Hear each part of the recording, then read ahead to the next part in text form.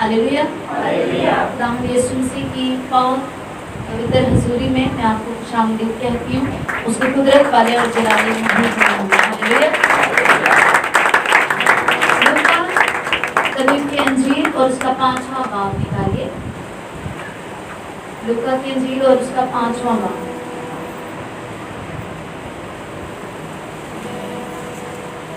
और उसकी दूसरी आयत से पढ़ेंगे। उसने झील के किनारे 2 कश्तियां देखी। लूका की अंजील उसका 5वां बाब और उसकी दूसरी आयत से मैं इसको पढ़ूंगी।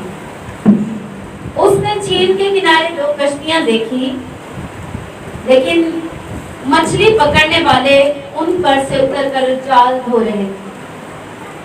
और उसने उन कश्तियों में से एक पर चढ़कर, जो शमाउन की थी, उससे दरख्वास्त की कि किनारे से जरा हटा ले चल।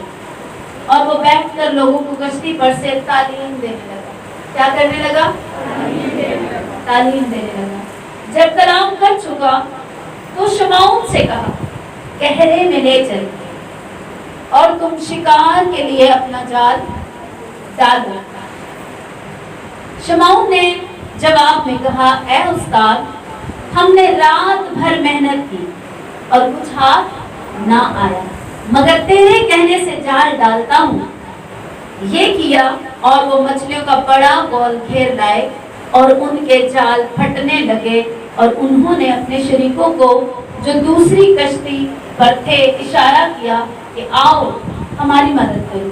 बस उन्होंने आकर दोनों कश्तियां यहाँ तक भर दी के डूबने लगे। शमौन पतरस ये देखकर यीशु के पांव में गिरा और कहा, खुदावंद मेरे पास से चला जा, क्योंकि मैं गुनहगार आदमी हूँ।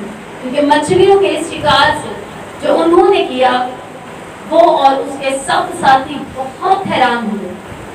और वैसे ही जब्दी के बेटे याकूब और यूहन्ना भी, जो शमौन के शरीक थे, हैरान हुए। यीशु ने शमौन से कहा, खौफ न कर, अब से तू आदमियों का शिकार किया करेगा। वो कश्तियों को किनारे पर ले आए और सब कुछ छोड़कर उसके पीछे हो लिए। सब कहिए आमीन। आमीन। सब तशरीफ रखे। हालेलुया।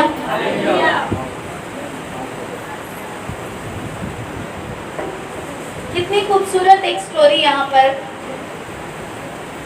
हमें नजर आ रही है।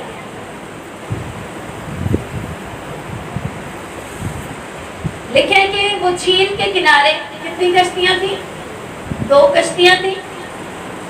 और जो मछली पकड़ने वाले थे, वो उस वक्त मछलियां नहीं पकड़ रहे थे, बल्कि वो जालों को धो रहे थे।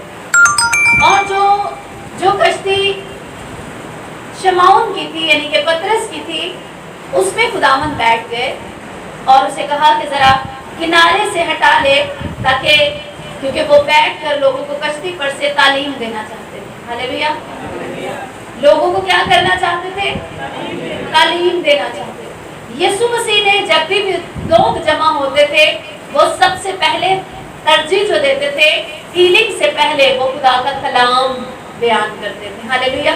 इससे पहले कि वो लंगड़ों को चलाते, इससे पहले कि वो तरह तरह के लोगों को, बीमारियों को और बदरू गिरफ्तार लोगों को आजाद करते, वो सबसे पहले तालीम देते थे। हालेलुया। जब भी भीड़ जमा होती और वो उनको खुदा बाप का, अपने बाप की खुशखबरी उनको देते थे। लिखे जब कलाम कर चुका, तब जब कलाम के वसीला से उनके अंदर ईमान का बीज आ गया, तब उसने कहा कि तुम जाल डालो। हालेलुया। बाइबल मुकद्दस में लिखा है कि ईमान कहाँ से? सुनने से पैदा होता है, कलाम में से। और सुनना कहाँ से है? वो कलाम कहाँ से है? वो कलाम किसका है? मसीह का। ईमान सुनने से पैदा होता है और सुनना मसीह के कलाम से। इसीलिए आपको ऐसी चीजों को नहीं सुनना होता। टीवी के जरिए, ऑडियो के जरिए, किसी भी तरह से आपको कुछ भी ऐसा देखना और सुनना नहीं होता ताकि आपका ईमान खराब ना हो। हालेलुया। आप हर प्रीचर को नहीं सुन सकते। अगर आप अपने ईमान को मजबूती के साथ स्ट्रॉन्ग करना चाहते हैं और उस ईमान में बढ़ना चाहते हैं। बाइबल में लिखा है सही तालीम की पहचान करो और फिर उसी से लिपटे रहो। हर किसी के पास हर तरह का रेवलेशन नहीं है, इसलिए आप कंफ्यूज रहेंगे और कहेंगे वो तो ये कहता है, वो तो ये कहता है। इसीलिए सबसे पहले आपको पाक रूह की जरूरत है ताकि आप परख कर सके सही तालीम क्या है और आप फिर उससे लिपट जाए। हालेलुया। यीशु मसीह ने तालीम दी और जब कलाम कर चुका तो लिखा है कि वो शमौन की कश्ती पर बैठ गया और उससे कहा कि तुम क्या करो, अपने गहरे में ले जाओ, कश्ती को गहरे में ले जाओ और जाके क्या करो, जाल डालो। तब उसने क्या कहा, उसने कहा कि खुदावंद हमने रात भर बड़ी मेहनत की, हमने रात भर जाल डाला है, कुछ भी हाथ नहीं आया। याद रखें, जब भी आप खुदावंद के बगैर उससे अलग, अभी शमौन जो है वो उसने खुदावंद यीशु मसीह को, अभी उसने खुदावंद को फॉलो करना शुरू नहीं किया था। इससे पहले कि वो मसीह यीशु को फॉलो करता, क्रिश्चियन बनता, फॉलोवर बनता क्राइस्ट का, ये उससे पहले ये वो कह रहा है कि मैंने रात भर मेहनत की और कुछ भी हाथ नहीं आया। आपने अपनी जिंदगी का एक लंबा टाइम कुछ हासिल करने में बिताया होगा, लेकिन कुछ भी हाथ नहीं आया। ये पॉसिबल है कि आपके हाथ कुछ भी ना आए और आपने पूरी रात, मतलब अपनी जिंदगी का एक लंबा टाइम आपने एफर्ट की हो, मेहनत की हो और आप खाली हाथ हैं। ये मुमकिन है जब तक आप पूरी तरह से सब कुछ छोड़कर मसीह यीशु का पीछा नहीं करेंगे, आप खाली हाथ रहने वाले। कहते हैं हमने रात भर मेहनत की और कुछ भी हाथ नहीं आया, मगर तेरे कहने से जाल डाला। ये बड़ी बात है। हालेलुया। क्या कहा, तेरे कहने से जाल डाल, जाल को मैं फिर से डाल। हम उस वक्त जब हम अपनी जिंदगी के टॉप लेवल पे, मायूसी के लेवल पे होते हैं और बस कहते हैं कि सब खत्म हो गया, कुछ भी नहीं बचा, और हम चर्च में आते हैं और खुदावंद के कलाम में से हमें सुनने को मिलता है कि आज तेरी जिंदगी बदल रही है, फेथ करो, कलाम को रिसीव करो, तुम बदलने जा रहे हो। लेकिन हम कहते हैं नहीं, ये नहीं हो सकता, क्योंकि मेरी प्रॉब्लम बहुत बड़ी है, मेरी बीमारी बहुत बड़ी है, मेरी प्रॉब्लम किसी को समझ नहीं आ सकती। जेड़े जिंदे हालात जो मैं गुजरिया वो कोई नहीं समझ सकता, लेकिन बाइबल में लिखा है कि वो आप उन राहों से गुजर चुके हैं जिनसे अब हम गुजर रहे। यीशु मसीह वो सब तरह के हालातों से गुजर चुके हैं, इसीलिए जब हम गुजरते वो बेहतर तौर पर हमारी रहनुमाई कर सकता है। पतरस ने यीशु मसीह की बात का यकीन किया और उसने कहा मैं तेरे कहने पर जाल क्या करता हूँ, डालता हूँ। राइट इंस्ट्रक्शंस को मानना आपकी जिंदगी को चेंज कर देता। जब शमौन कोढ़ी अलीशा के पास आया, आपको समझने की जरूरत है कि एक खुदा का खादिम, वो शख्स, चाहे वो खादिम है, खादमा है, जिसमें खुदा का रूह है, जिसे उसने खड़ा किया है अगुवाई करने के लिए, लोगों को, कलीसिया को लीड करने के लिए, अपने लोगों को, उनको चलाने के लिए कि कैसे क्या काम कैसे करना है, तरक्की के लिए उसे बाइस, तरक्की का बाइस बना के खड़ा किया।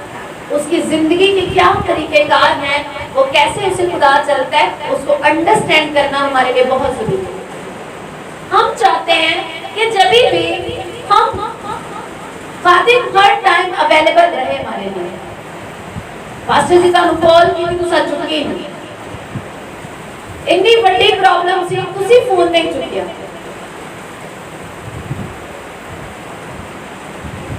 तुसी प्रेयर की, ਅਸੀਂ दोबारा फोन किया, तुसी चुकिया नहीं, साढ़े डेथ हो गई। लगता है वो रीजन जड़ा ना वो पास्टर का फोन ना चुकना वो मौत का रीजन। लोग उड़ते हैं, खिंचते हैं खात्मों के ऊपर।